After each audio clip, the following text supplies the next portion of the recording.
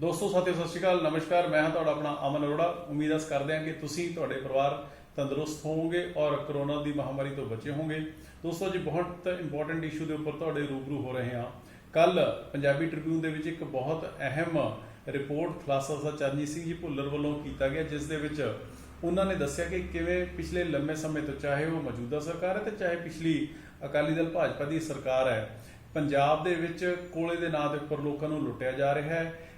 ਜਿਹੜੀ ਪੰਜਾਬ ਸਰਕਾਰ ਦੀ ਆਪਣੀ ਇੱਕ ਬਿਹਤਰੀਨ ਕੋਲੇ ਦੀ ਖਾਣ ਪਛਵਾੜਾ ਝਾਰਖੰਡ ਦੇ ਵਿੱਚ ਮਾਈਨ ਹੈ PSPCL, ਪੰਜਾਬ ਸਰਕਾਰ ਉਸ ਤੋਂ ਕੋਲਾ ਨਾ ਲੈ ਕੇ ਆਪਣੇ ਥਰਮਲਾਂ ਵਾਸਤੇ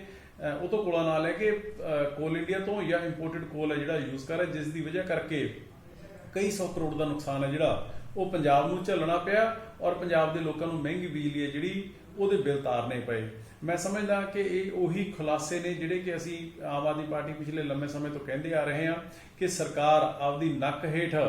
ਜਾਣਬੁੱਝ ਕੇ ਇਹ ਮਾਫੀਆ ਚਲਾ ਰਹੀ ਹੈ ਤਾਂ ਕਿ ਪੰਜਾਬ ਦੇ ਲੋਕਾਂ ਨੂੰ ਲੁੱਟਿਆ ਜਾ ਸਕੇ ਤੇ ਆਪਦੀਆਂ ਜੇਬਾਂ ਨੇ ਜਿਹੜੀਆਂ ਅਫਸਰ ਔਰ ਲੀਡਰ ਉਹ ਭਰ ਸਕਣ।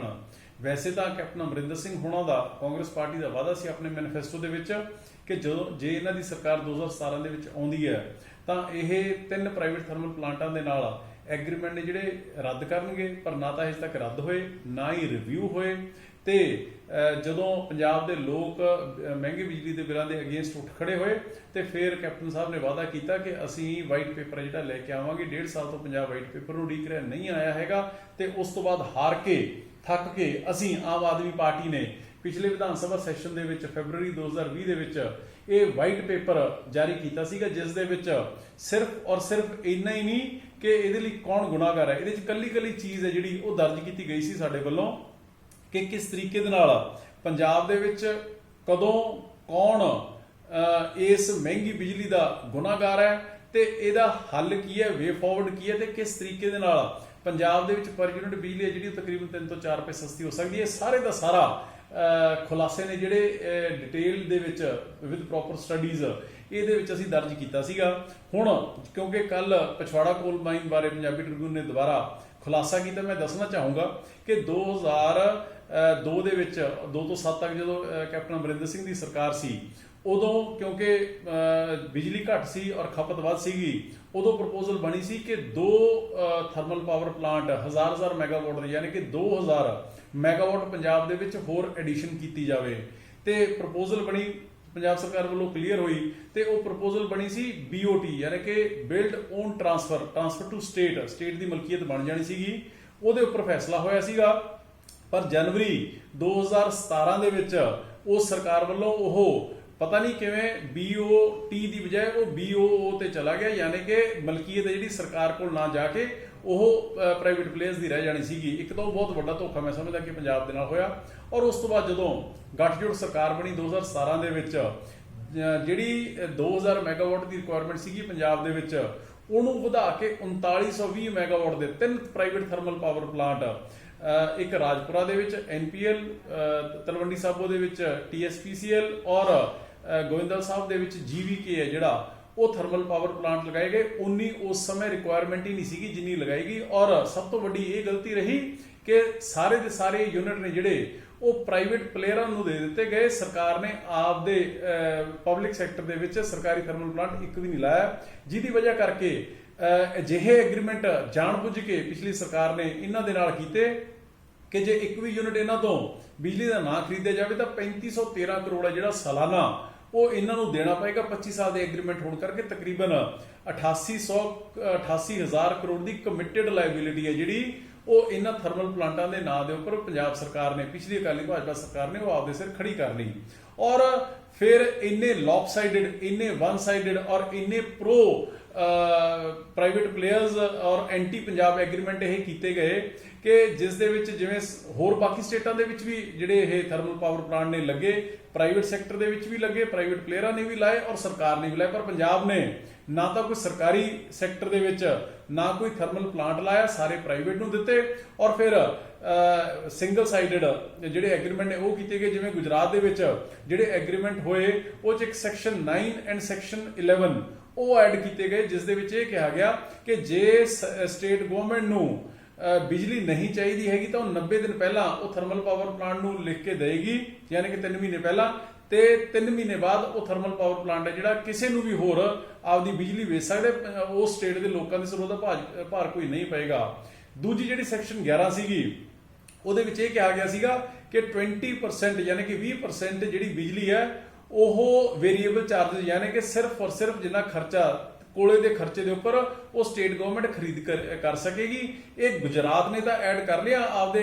ਜਿਹੜੇ ਪੀਪੀਐਸ ਕੀਤੇ, ਪਰ ਪੰਜਾਬ ਸਰਕਾਰ ਨੇ ਦੋਨੋਂ ਨਹੀਂ ਐਡ ਕੀਤੀ ਹੈਗੇ, ਜਿਹਦੀ ਵਜ੍ਹਾ ਕਰਕੇ ਅੱਜ ਜਦੋਂ ਸਰਦੀ ਹੁੰਦੀ ਹੈ, ਜਦੋਂ ਮਹਿਜ਼ ਰਾਤ ਨੂੰ 3000 ਮੈਗਾਵਾਟ ਚਾਹੀਦੀ ਹੈ ਔਰ ਦਿਨ ਦੇ ਵਿੱਚ 6000 ਮੈਗਾਵਾਟ ਚਾਹੀਦੀ ਹੈ, ਔਰ ਗਰਮੀਆਂ ਦੇ ਵਿੱਚ ਝੋਨੇ ਦੀ ਸੀਜ਼ਨ ਦੇ ਵਿੱਚ ਮਈ ਜੂਨ ਦੇ ਵਿੱਚ ਇਹ ਡਿਮਾਂਡ ਜਿਹੜੀ 14000 ਮੈਗਾਵਾਟ ਤੇ ਪਹੁੰਚ ਜਾਂਦੀ ਹੈ। ਸਰਦੀਆਂ ਦੇ ਵਿੱਚ ਥਰਮਲ ਪਾਵਰ ਪਲਾਂਟ ਨਾ ਚੱਲਣ ਕਰਕੇ ਅੱਜ ਵੀ ਸੈਂਕੜੇ ਹਜ਼ਾਰਾਂ ਕਰੋੜ ਹੈ ਜਿਹੜਾ ਉਹ ਇਹਨਾਂ ਥਰਮਲ ਪਲਾਂਟਾਂ ਨੂੰ ਦੇ ਦਿੱਤਾ ਜਾਂਦਾ। ਜੇ ਇਹ ਦੋ ਸੈਕਸ਼ਨਸ ਸੈਕਸ਼ਨ 9 ਔਰ 11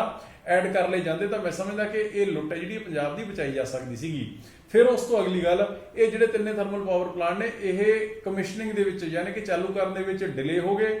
1231 ਕਰੋੜ ਰੁਪਇਆ ਪੰਜਾਬ ਸਰਕਾਰ ਵੱਲੋਂ ਇਹਨਾਂ ਤੋਂ ਹਰਜਾਨੇ ਦੇ ਰੂਪ ਦੇ ਵਿੱਚ ਲੈਣਾ ਬਣਦਾ ਸੀਗਾ, ਪਰ ਉਹਦੇ ਚੋਂ 1 ਰੁਪਿਆ ਵੀ ਇਹਨਾਂ ਨੇ ਰਿਕਵਰ ਨਹੀਂ ਕੀਤਾ ਹੈਗਾ। ਇਸ ਤੋਂ ਅਗਲਾ ਇੱਕ ਬਹੁਤ ਵੱਡਾ ਘਟਾਲਾ ਨਲਾਇਕੀ ਇਹਨਾਂ ਸਰਕਾਰਾਂ ਦੀ ਇਹ ਰਹੀ, ਤੁਸੀਂ ਪਿਛਲੇ ਕਈ ਮਹੀਨਿਆਂ ਦੇ ਵਿੱਚ ਸੁਣਿਆ ਹੋਵੇਗਾ ਕਿ ਕੋਲ ਵਾਸ਼ਿੰਗ ਚਾਰजेस ਦੇ ਨਾਂ ਦੇ ਉੱਪਰ ਕੋਰਟ ਵੱਲੋਂ ਪਿਛਲੇ ਦਿਨਾਂ ਦੇ ਵਿੱਚ 2800 ਕਰੋੜ ਹੈ ਜਿਹੜਾ ਉਹ ਪੰਜਾਬ ਸਰਕਾਰ ਨੂੰ ਪੀਐਸਪੀਸੀਐਲ ਨੂੰ ਉਹ ਪਾ ਦਿੱਤਾ ਗਿਆ। ਮੈਂ ਸਮਝਦਾ ਕਿ ਏਡੀ ਵੱਡੀ ਨਲਾਇਕੀ ਔਰ ਇਸ ਸਰਕਾਰ ਦਾ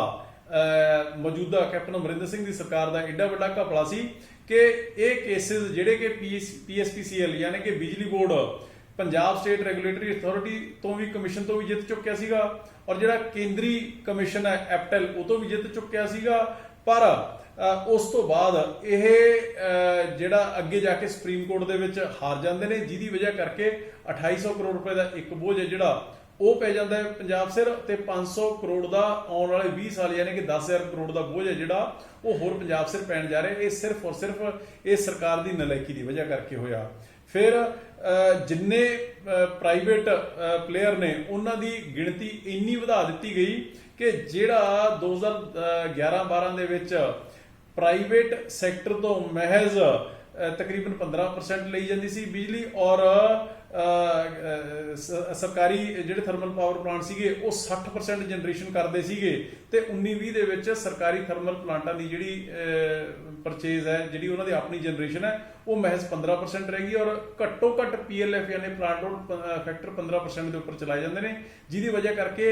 ਇੱਕ ਬਹਾਨਾ ਲੱਭ ਲਿਆ ਜਾਂਦਾ ਕਿ ਸਰਕਾਰੀ ਥਰਮਲ ਪਲਾਂਟਾਂ ਨੂੰ ਬੰਦ ਕਰ ਦਿੱਤਾ ਜਾਵੇ। ਇਸੇ ਸਮੇਂ ਦੇ ਦੌਰਾਨ ਦੋਸਤੋ 2007 ਤੋਂ ਲੈ ਕੇ 2010 ਤੱਕ 5 ਐਗਰੀਮੈਂਟ ਹੋਏ ਸੀਗੇ ਪਿਛਲੀ ਸਰਕਾਰ ਵੇਲੇ, ਜਿਸ ਦੇ ਵਿੱਚ 3 ਇਹ ਪੰਜਾਬ ਦੇ ਪ੍ਰਾਈਵੇਟ ਥਰਮਲ ਪਾਵਰ ਪਲਾਂਟ ਸੀਗੇ, ਔਰ 2 ਹੋਰ ਸਾਸਨ ਰਿਲਾਇੰਸ ਦਾ ਸੀਗਾ ਇੱਕ ਪਲਾਂਟ ਐਮਪੀ ਦੇ ਵਿੱਚ, ਔਰ ਇੱਕ ਟਾਟਾ ਮੁੰਦਰਾ ਸੀਗਾ, ਜਿੱਥੇ ਕਿ ਜਿਹੜੇ ਫਿਕਸ ਚਾਰजेस ਨੇ ਉਹ ਟਾਟਾ ਮੁੰਦਰਾ ਦਾ 90 ਪੈਸੇ ਪਰ ਯੂਨਿਟ ਸੀਗਾ ਫਿਕਸ ਚਾਰजेस,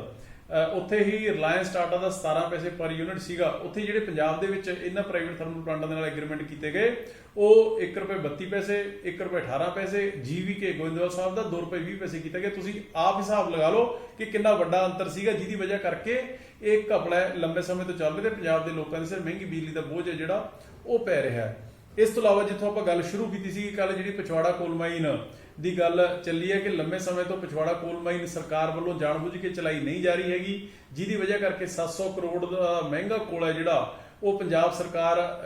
ਨੂੰ ਖਰੀਦਣਾ ਪੈ ਰਿਹਾ ਹੈ, ਉਹਦਾ ਬੋਝ ਹੈ ਜਿਹੜਾ ਉਹ ਲੋਕਾਂ ਸਿਰ ਪੈ ਰਿਹਾ ਹੈ। ਔਰ ਇਸ ਤੋਂ ਇਲਾਵਾ ਇਸ ਕੇਸ ਦੇ ਵਿੱਚ ਟੈਕਨੀਕਲੀ ਸਰਕਾਰ ਨੇ ਜਾਣਬੁੱਝ ਕੇ ਕੋਰਟਾਂ ਦੇ ਵਿੱਚ ਹਾਰੇ ਨੇ, ਜਿਹਦੀ ਵਜ੍ਹਾ ਕਰਕੇ ਐਮਟਾ ਨਾਂ ਦੀ ਕੰਪਨੀ ਦਾ 1652 ਕਰੋੜ ਦੀ ਲਾਇਬਿਲਿਟੀ ਹੈ ਜਿਹੜੀ ਉਹ ਅੱਜ ਵੀ ਪੰਜਾਬ ਦੇ ਲੋਕਾਂ, ਪੰਜਾਬ ਦੇ ਕੰਜ਼ਿਊਮਰ ਸਿਰ ਖੜੀ ਹੈ, ਉਹ ਕਦੇ ਵੀ ਕਿਸੇ ਸਮੇਂ ਵੀ ਪੈ ਸਕਦੀ ਹੈ। ਤੇ ਇਸ ਕੇਸ ਦੇ ਵਿੱਚ ਜਦੋਂ 2 ਸਾਲ ਅਪੀਲ ਨਹੀਂ ਕੀਤੀ ਹੈਗੀ ਸਰਕਾਰ ਨੇ, ਉਸ ਤੋਂ ਬਾਅਦ ਜਦੋਂ ਜਾਂਦੇ ਨੇ ਤੇ ਹਾਈ ਕੋਰਟ ਪੰਜਾਬ ਸਰਕਾਰ ਦੇ ਕੇਸ ਜਿਹੜਾ ਭਗਾ ਕੇ ਮੂੰਹ ਤੇ ਮਾਰਦਾ ਕਿ ਤੁਸੀਂ 2 ਸਾਲ ਸੁੱਤ ਰਹੇ ਹੋ, ਸਾਡੇ ਕੋਲ ਤੁਸੀਂ ਕੀ ਲੈਣ ਆਏ ਹੋ। ਸੋ ਮੇਰੇ ਕਹਿਣ ਦਾ ਮਤਲਬ ਇਹ ਹੈ ਕਿ ਇਹ ਸਾਰਾ ਕੁਝ ਲੰਮੇ ਸਮੇਂ ਤੋਂ ਘਾਲਾ ਮਾਲਾ ਚੱਲ ਰਿਹਾ। ਜੇ ਅੱਜ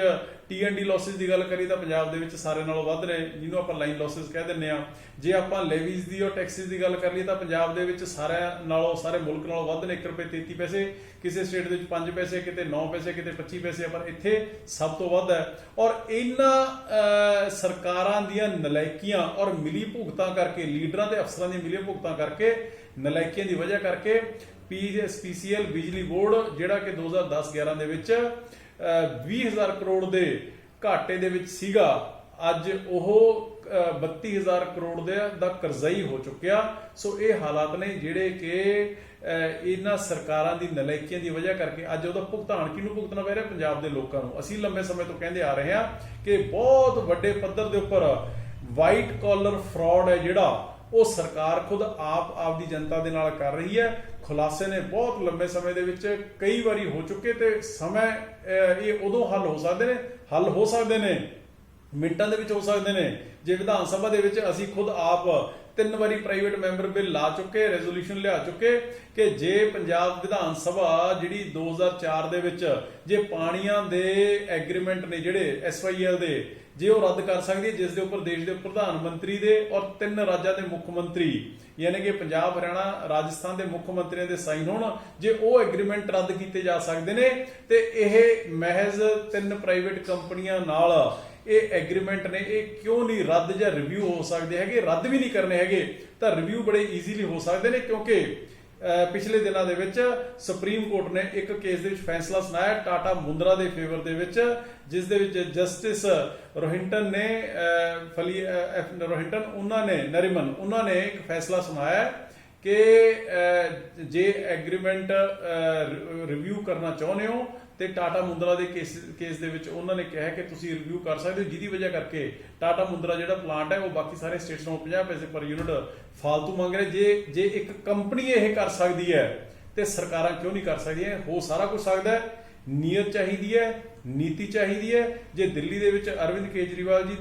ਉਸ ਦਿੱਲੀ ਦੇ ਵਿੱਚ ਜਿਹੜੀ ਕਿ 1 ਵੀ ਯੂਨਿਟ ਬਿਜਲੀ ਦਾ ਪ੍ਰੋਡਿਊਸ ਨਹੀਂ ਕਰਦੀ ਹੈਗੀ, ਜੇ ਉੱਥੇ ਉਹ ਪ੍ਰਾਈਵੇਟ ਕੰਪਨੀਆਂ ਤੋਂ ਬਿਜਲੀ ਸਸਤੀ ਕਰਵਾ ਸਕਦੇ ਨੇ ਤੇ ਜ਼ੀਰੋ ਬਿੱਲ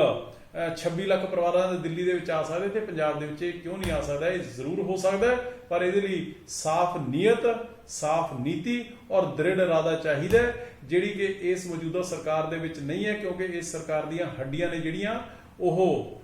ਕਰਪਸ਼ਨ ਦਾ, 2 ਨੰਬਰ ਦੇ ਪੈਸੇ ਦਾ, ਮਾਫੀਆ ਦੇ ਪੈਸੇ ਦਾ ਪੈਸਾ ਜਿਹੜਾ ਉਹ ਇਹਨਾਂ ਦੀਆਂ ਹੱਡੀਆਂ ਨੂੰ ਉਹ ਖਾ ਚੁੱਕਾ ਹੈ। ਉਹਨਾਂ ਦੀਆਂ ਹੱਡੀਆਂ ਨੂੰ ਘੁਣ ਵਾਂਗੂ ਉਹ ਚੱਟ ਚੁੱਕਿਆ, ਜਿਹਦੀ ਵਜ੍ਹਾ ਕਰਕੇ ਇਹ ਮਾਫੀਆਜ਼ ਇਹਨਾਂ ਤੋਂ ਕੰਟਰੋਲ ਨਹੀਂ ਹੋ ਰਹੇ ਹੈਗੇ। ਆਮ ਆਦਮੀ ਪਾਰਟੀ ਦੀ ਕਮਿਟਮੈਂਟ ਹੈ ਕਿ 2022 ਦੇ ਵਿੱਚ ਆਮ ਆਦਮੀ ਪਾਰਟੀ ਦੀ ਸਰਕਾਰ ਪੰਜਾਬ ਦੀ ਜਨਤਾ ਬਣਾ ਦਿੰਦੀ ਹੈ ਤੇ ਇਹ ਜਿਹੜੇ ਐਗਰੀਮੈਂਟ ਨੇ ਇਹ ਰੱਦ ਵੀ ਹੋਣਗੇ, ਰਿਵਿਊ ਵੀ ਹੋਣਗੇ ਤੇ ਪੰਜਾਬ ਦੇ ਲੋਕਾਂ ਨੂੰ ਦਿੱਲੀ ਦੀ ਤਰਜ਼ ਦੇ ਉੱਪਰ ਸਸਤੀ ਬਿਜਲੀ ਦੇਣ ਦੇ ਲਈ ਆਮ ਆਦਮੀ ਪਾਰਟੀ ਵਚਨਬੱਧ ਹੈ।